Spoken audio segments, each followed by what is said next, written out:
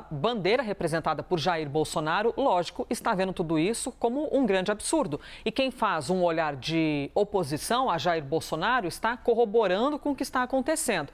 Vamos então aqui novamente por partes. Priscila Asbeck é quem está conosco para trazer um olhar do mundo. Essa prisão domiciliar gerou reações nas redes sociais, claro, de autoridades dos Estados Unidos. Tanto que, não é, Asbeck, o vice-secretário de Estado, por exemplo, fez críticas a Alexandre de Moraes e disse que o ministro está arrastando o Brasil para uma ditadura judicial. Ou seja, são os contrapontos de quem habitualmente já considera, né, que existem excessos em parte da justiça aqui do Brasil. Nos traga, então, esses olhares, por favor, Asbeck.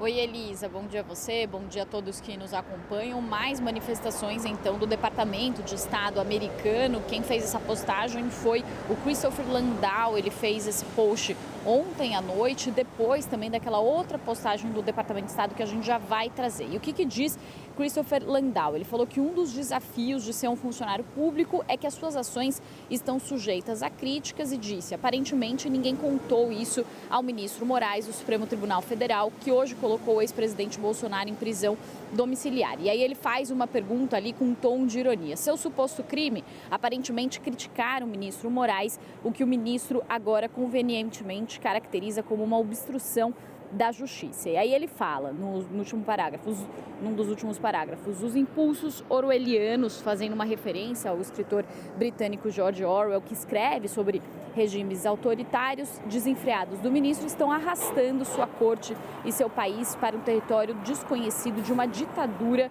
judicial. Foram as palavras, então, do vice-secretário de Estado americano. E aí ele faz uma cópia de uma parte da decisão de Moraes, em que Moraes fala que, agindo ilicitamente, o réu Jair Messias Bolsonaro se redirigiu aos manifestantes reunidos em Copacabana, produzindo dolosa e conscientemente material pré-fabricado para seus partidários continuarem a tentar coagir o Supremo Tribunal Federal e obstruir a justiça. Então, esse foi o post do subsecretário.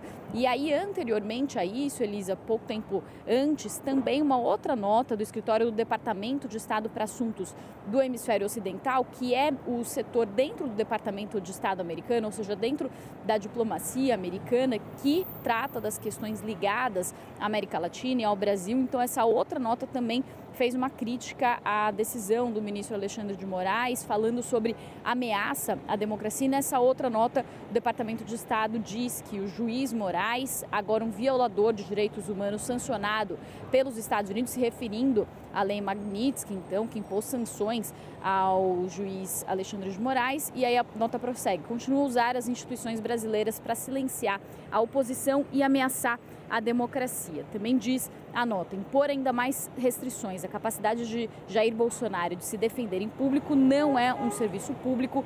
Deixem Bolsonaro falar, ponto de exclamação. E diz, os Estados Unidos condenam a ordem de Moraes, que impõe prisão domiciliar a Bolsonaro e vai responsabilizar todos aqueles que auxiliarem e forem cúmplices da conduta, portanto, prometendo responsabilizar aqueles que auxiliam e também incentivam essa sanção e essa prisão domiciliar que foi imposta por Alexandre de Moraes. Só para trazer um histórico, Elisa, sobre essa relação entre as sanções dos Estados Unidos impostas ao Brasil, no dia 9 de julho, Trump anunciou tarifas de 50% contra os produtos brasileiros, falando sobre uma caça às bruxas e também falando sobre tratamento injusto ao ex-presidente Jair Bolsonaro no julgamento sobre a tentativa de golpe. Depois, em 15 de julho, também o governo Trump anunciou uma investigação sobre o que chamou de práticas comerciais desleais do Brasil. Depois, no dia 18 de julho, Marco Rubio, secretário de Estado, anunciou a revogação do visto do ministro Alexandre de Moraes e também de seus familiares e aliados. E para justificar essa medida, citou o processo, então, de Jair Bolsonaro. E a quarta rodada foi a lei Magnitsky, então, impondo sanções a Alexandre de Moraes, a restrição de visto, de viagem aos Estados Unidos e também o bloqueio de bens aqui nos Estados Unidos. E também na mesma quarta-feira passada foi oficializada, então, a tarifa de 50% sobre o Brasil, colocando ali quais seriam os produtos isentos. E aí, só para finalizar, Elisa, o nosso analista de internacional, Lorival Santana, ele também fala sobre a influência de Ricardo Pita, que é um conselheiro sênior para assuntos de hemisfério ocidental, que é um venezuelano que veio com 14 anos aqui para os Estados Unidos. Ele fala que ele é muito próximo à família Bolsonaro e que tem influenciado as decisões do Departamento de Estado em relação a essa crise diplomática entre Brasil e Estados Unidos. E Lorival diz que essas sanções podem aumentar. Então, com essa prisão domiciliar, há uma expectativa de que essa crise diplomática, essa guerra diplomática entre Estados Unidos e o Brasil se agrave, com novas sanções previstas, inclusive para outros ministros do Supremo Tribunal Federal. Eu volto com você.